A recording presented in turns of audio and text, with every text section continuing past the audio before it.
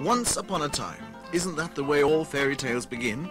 Once upon a time, little kids had to convince their predecessors that skiing is great fun. Father and Mother didn't know as yet.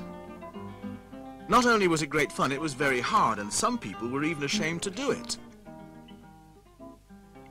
There's a wonderful story about a local parish priest who had his skis sent by post and then practiced around midnight in his garden so as not to be seen by his parishioners.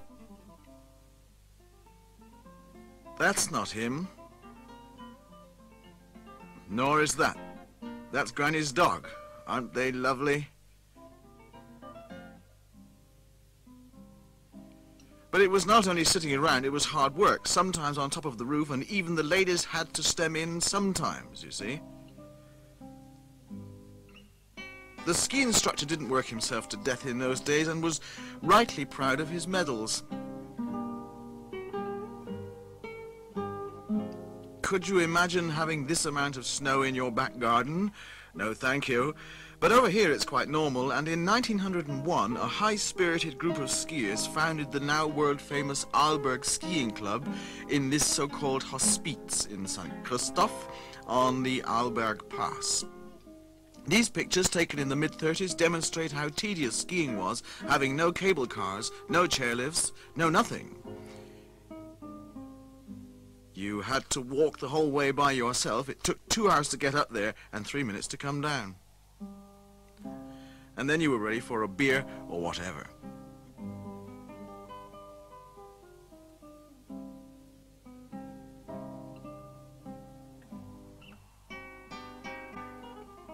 It was a hard day's work. In fact, you could even say it was a hard day's night, a genuine case of early to bed, early to rise.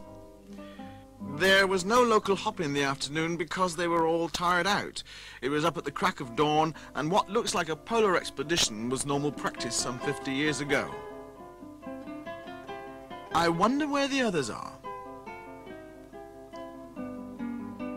Up there, by the way, you can probably see the Flexen Pass, literally carved into the rock, and taking you to Zürs and Lech, weather permitting, of course, not to mention the avalanches.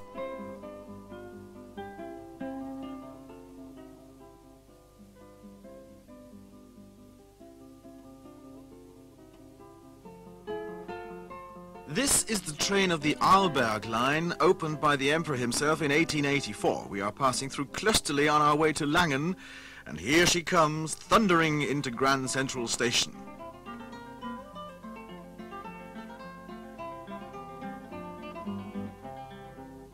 All the taxis are waiting for clients, 1 horsepower apiece.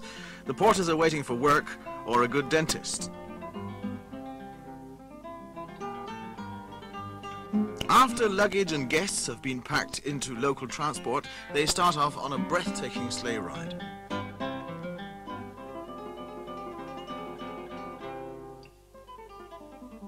After 45 minutes, they reach the tiny village of Stuben, where hundreds of years ago the Crusaders found shelter on their way to the Holy Land before climbing the Arlberg Pass, without knowing very much about skiing, of course. Hannes Schneider was born in Stuben, who is supposed to be the inventor of the famous Arlberg style, the modern technique of downhill skiing. He also taught skiing in Japan and in the United States as well.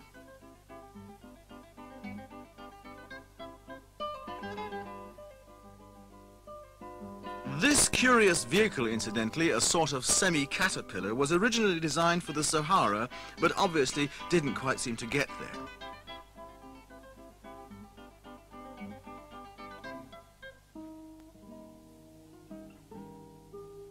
Amazing the amount of female skiers who had also cottoned onto it, even with their kids. And now we've got trouble. Path closed, no way up. Nevertheless, even in the mid-30s, it wasn't as bad as in the old days because they already had a very effective snow blower working, as you can see here. It's the latest model, and of course, it took some time to clear the road.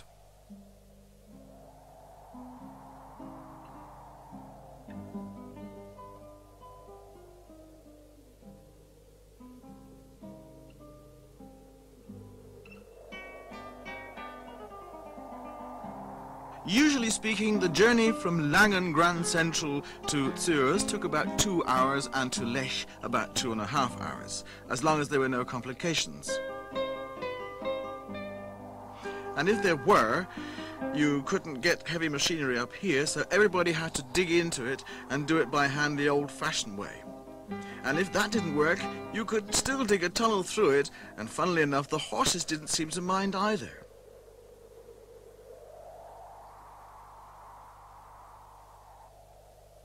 The journey along the Flexen route was a risky business. You could never be sure what was around the corner on this road. And if you should go up there tomorrow, you will possibly notice that there has been a slight improvement.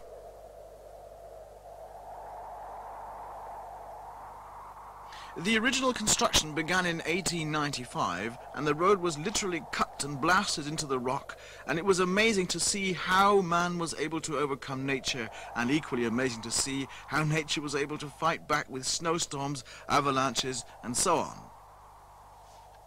Of course, as you can imagine, the construction costs were horrendous, and the government required the 3 communities of Lech, Wart and Klösterle to collectively contribute 10% of the total building costs, which they could hardly afford to do, and if they hadn't somehow managed it, there probably wouldn't be any skiing in Lech and Zürs, believe it or not.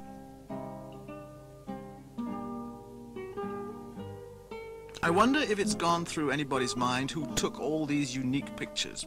Well, it was a man named Bürkle from Bludenz at the foot of the Arlberg Pass, and he in fact wasn't a cameraman at all, he was a mountain guide.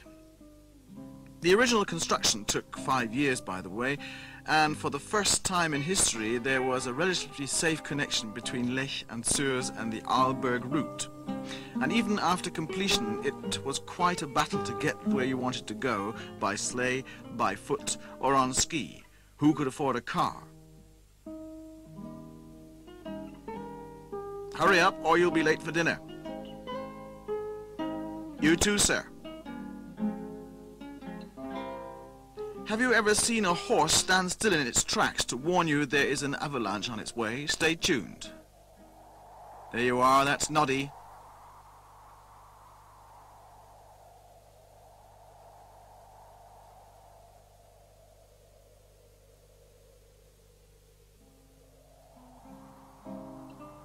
And now we are approaching Zürs, which at one time was completely deserted in winter before the skiers took over. The first showed up 100 years ago. In the meantime, Zürs is deserted in summer because the former cattle breeders became skiing instructors. The first skiing lessons for the local people were held in the then tiny Zürs in 1906, and Hannes Schneider from Stuben, who later became one of the most brilliant skiing instructors of all time, was one of the students.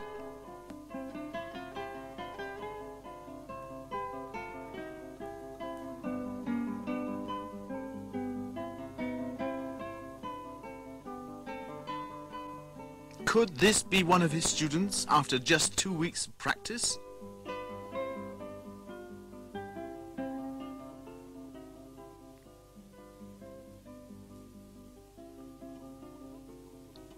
Now, this was the first operational ski lift in the Arlberg region, possibly the first in Austria at all. Zürs in 1936. By today's standards, we would call it a baby lift at best. It wasn't very long, not even very comfortable, as you can see.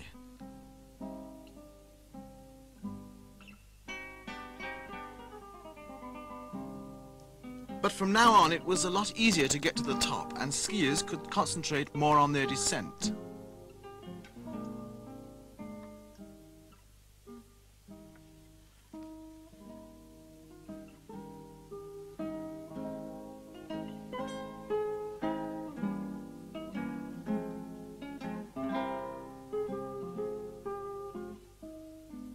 There weren't masses of cars up here, but there were always masses of snow.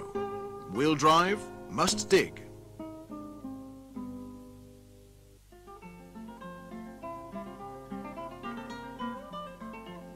And now we are approaching Lech, of course.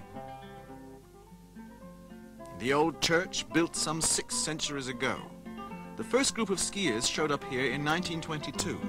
At that time, the village had about 300 inhabitants. Some of whom even dared to skate on the frozen part of the river.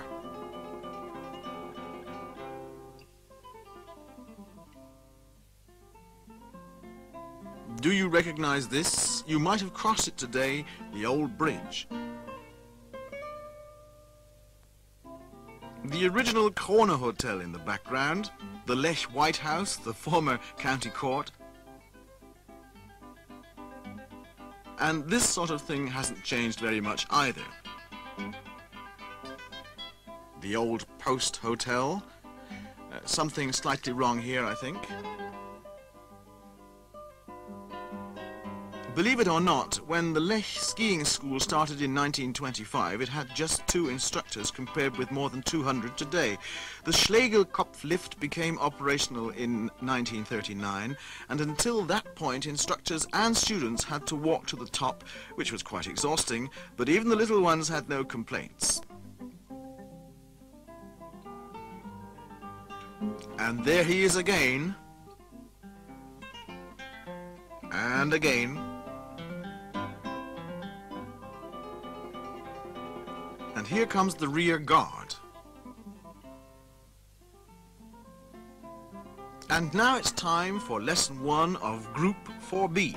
And as you will be able to see in the next couple of minutes, skiing techniques have advanced somewhat in recent years. Even the outfit was different, and you had to wear great baggy trousers, otherwise you couldn't have turned around owing to the fact that the skis were extremely long, over 7 feet normally speaking.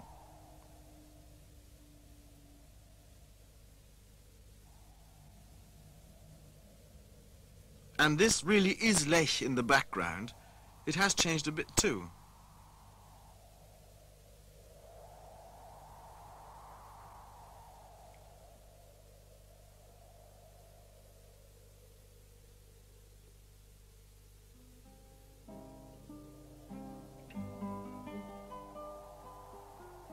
That could be Group 5A.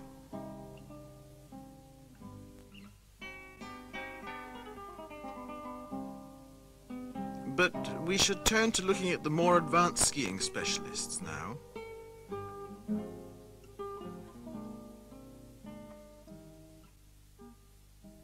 And that's it for today, and look at the length of those skis.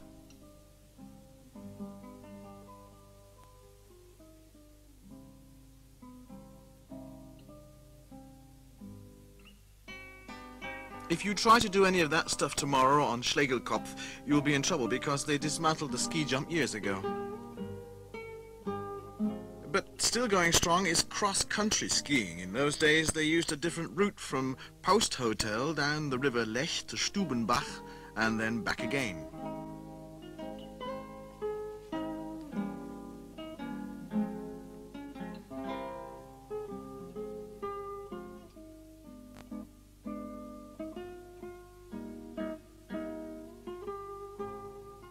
In the closing scenes, we want to show you the most astonishing pictures taken about 50 years ago. Whilst powerful snowplows and blowers were already engaged in keeping the passes and main roads open, the farmers in the remote villages of the area were still forced to employ the old-fashioned methods. Their so-called heavy machinery was livestock. Horses, if available, and cattle had to force their way through deep snow, trampling it down, and thus enabling local farmers to find their way.